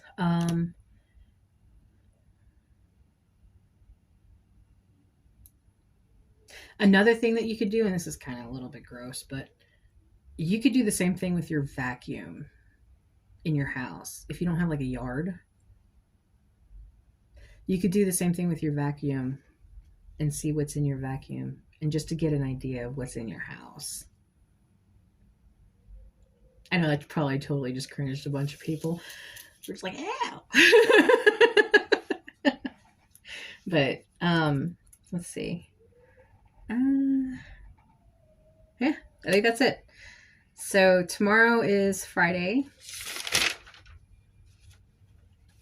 Yesterday, oh wow, whoops, I skipped yesterday. Cardio. Yesterday was workout Wednesday. Cardio, core, arms and legs, and then I need to update my Samsung Health because I haven't been doing it.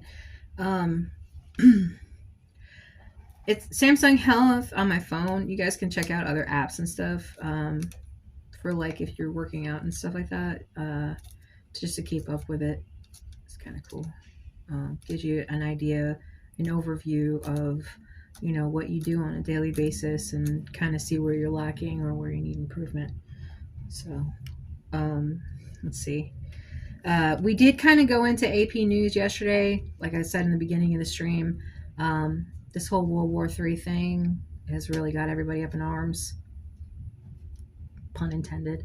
So, we'll see. Keep an eye on the news. Don't make it your life, but just keep a little side note of what's going on in the world today.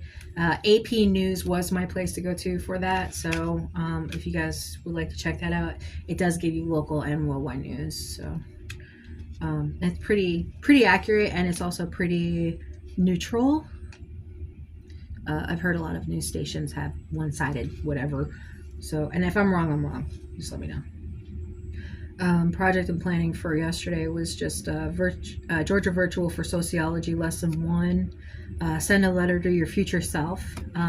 We can actually utilize that through our cameras because our cameras mirror back to us the same as a mirror would. And what you can do is you can utilize the camera as a way of communicating to yourself. For those of you who understand what I'm saying, for those of you who don't,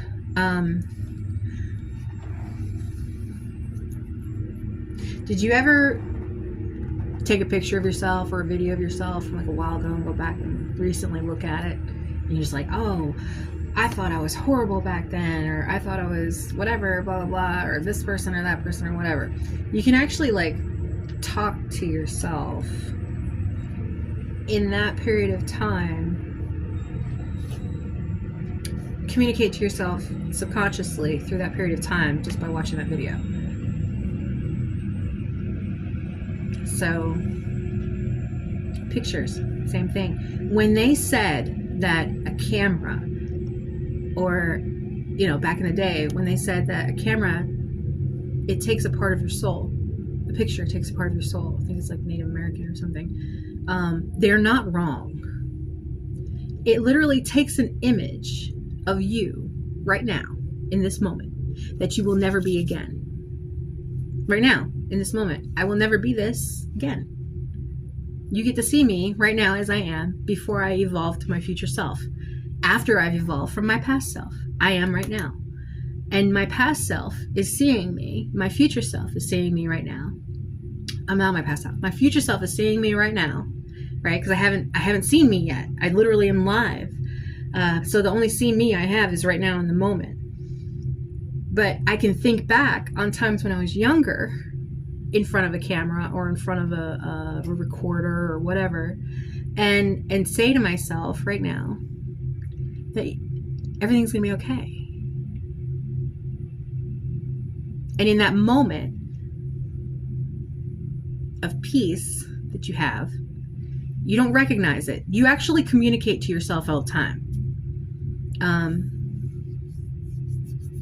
So you can actually like give yourself, when they say like speak to yourself in ways that are positive all the time, because your surroundings and your thought processes and stuff create who you are. So if you are able to communicate to yourself at a different period of time, like right now you can only communicate to your past self, and you can talk to your future self. Your future self can see you as you are right now.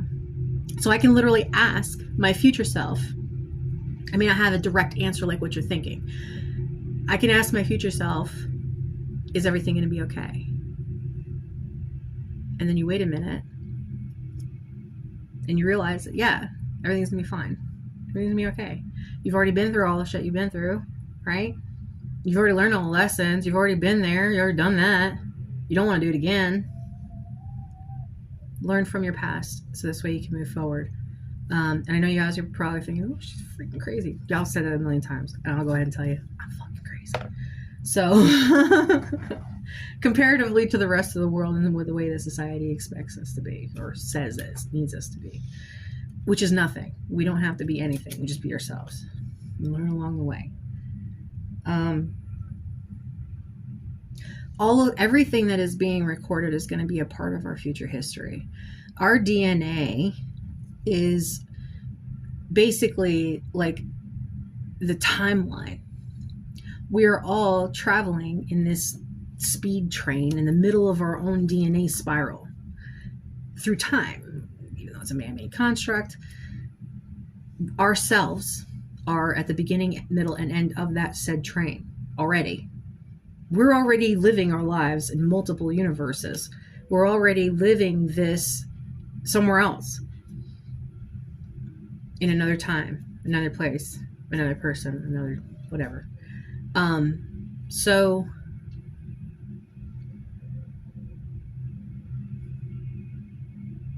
I forgot where I was going with this. Even if the person at the end of the train ran past the middle of the train to get to the front of the train, it's still the same amount of speed, supposedly. I don't know, something like that. Anyway, so I know what I was thinking. What I was thinking and what I'm saying is two completely different things. Communication is a very, very, very key aspect of this world. And for us to know ourselves enough to be able to communicate is really crazy. It takes a lot, and you learn it over time. So don't be so hard on yourself if you can't communicate properly. It happens.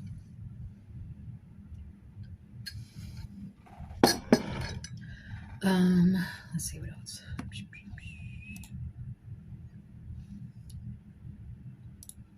I know I kind of tend to repeat myself on a lot of things, but I'm really trying to make a point so this way everybody can hear what I'm saying. And sometimes it's conversation in a conversation, so really listen. Okay, so yesterday was living room 15-minute tidy. Monthly was electric maintenance, like I said earlier about checking your plugs. Especially nowadays, I don't know how many people I've seen during the winter their houses catch on fire. Plus, it also helps with the electric bill. Did you notice that if you unplug mostly everything, which at the old house, when I had my old house, before I would leave for work, I would shut off on the main panel everything in the house other than the refrigerator and the hot water heater. Sounds crazy, but it was the only way that I was able to keep my electric bill down. My electric bill was $400 a month. My house had no insulation. I literally lived in an old school house that was built in the 1800s. The window frames didn't even match. So if you ran air or heat, didn't matter. It was going out. It was going out as fast as it was coming out. So anything to cut down on a power bill is always a great thing. So you may or may not be able to do that. I did it. So, because you don't want to turn off your refrigerator, you don't want to turn off your hot water heater. Just fair warning. The rest of the things I think you're pretty good with as far as unplugging stuff or turning off power breakers or something. If you are not the household owner, don't touch the breakers. Let the household owner touch the breakers, please.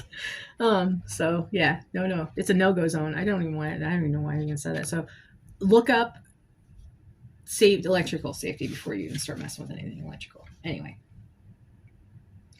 because I know there's a lot of I want to say kids, anybody under the age of 40, over the age of 18 on here. So y'all are kids to me. Let's see. I think that's pretty much it. I think I've gone for 2 hours now. So yeah, I actually hit the 2-hour mark for the first time in a long time.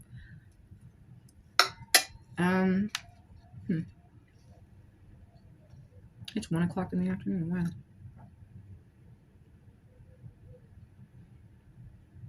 So yeah, I think that's a good start for today. Good coverage for today. I did cover a lot of things.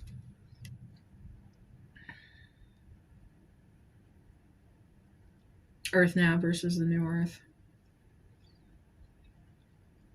Remember how I said that the world that we grew up in is not the world that Away is today. And it's definitely not going to be the world that our children grow up in, or the next generations. Your children, grandchildren, great-grandchildren.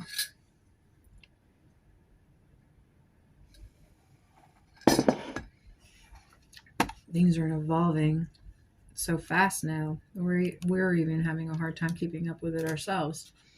So, I don't know.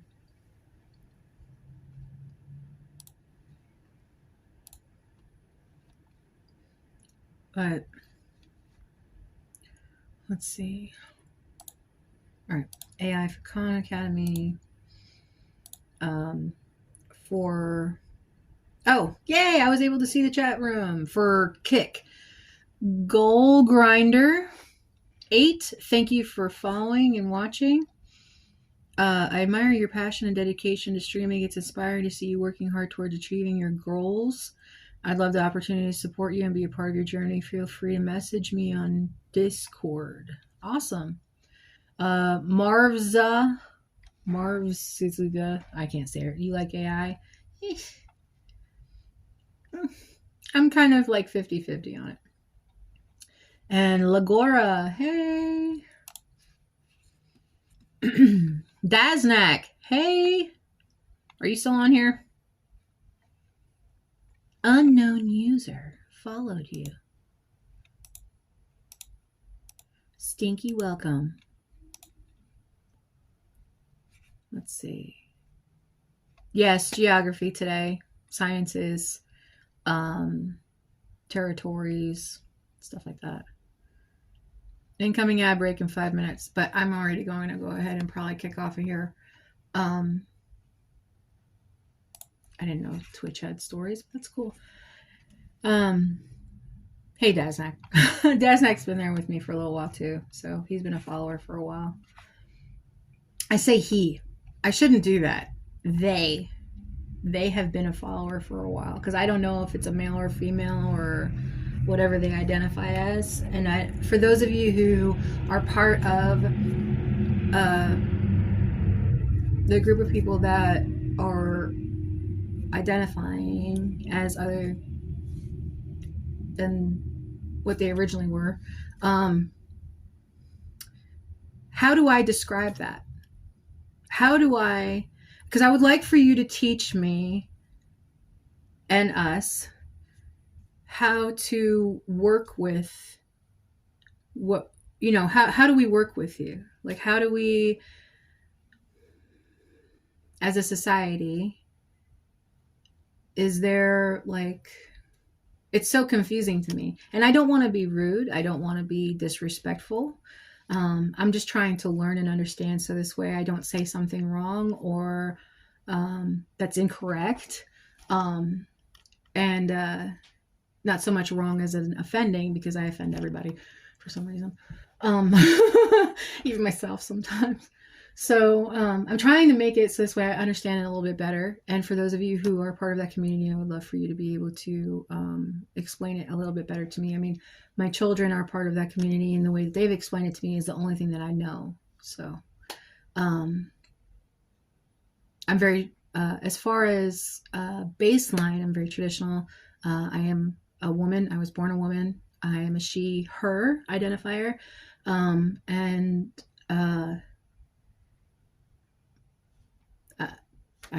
That's where I'm at. So everybody's different, and that's okay.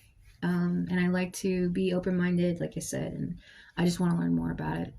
Because of the fact that I don't know as much about it, and I feel really nervous talking about it because of my lack of knowledge on the topic. So, and I know it's it's been a very hot topic for a while now, but I just never got into understanding more of it until my children got, like, this feedback to me of explaining what their version of it is.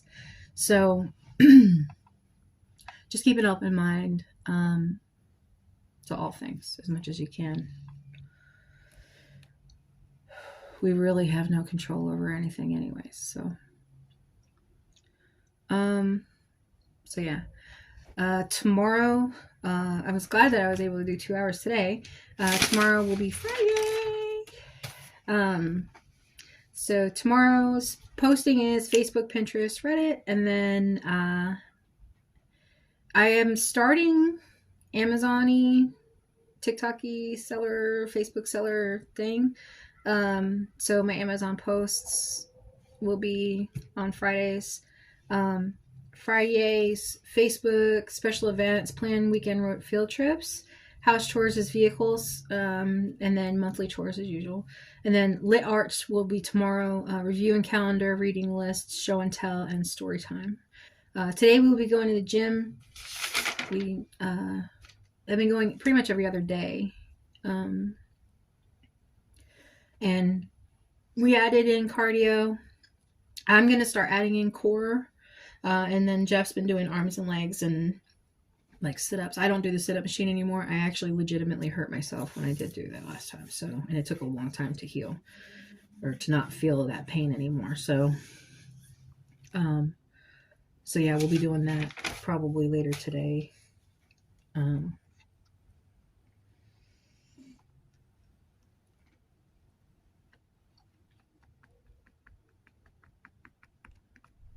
yeah.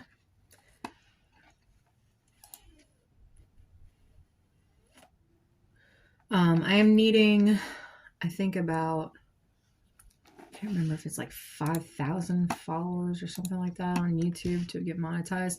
I'm trying to monetize all of my social media. The past 3 years I've been streaming, and I feel like I have not seen anywhere near as much of a return as I thought I would. But to be fair, I was not consistent. So I feel like as much effort and energy that I put into this, and I just want to make it worth it. So I feel like what I'm doing is good, not just for myself, but for others. And it's something that's very different than what you see today. So hopefully it'll go forward in the new world. But until then, I hope y'all have a wonderful Thursday, wherever you are in the world, whether you're awake or going to sleep. And I'm going to try to come back on here again tomorrow.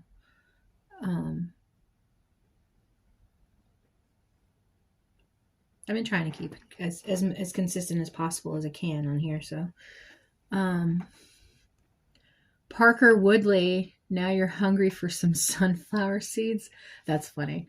Yeah, those are pretty good. But all right. Well, I'm gonna kick off here, and I hope y'all have a wonderful day and a wonderful, safe, happy, healthy, secure weekend. And until I see you again, behave.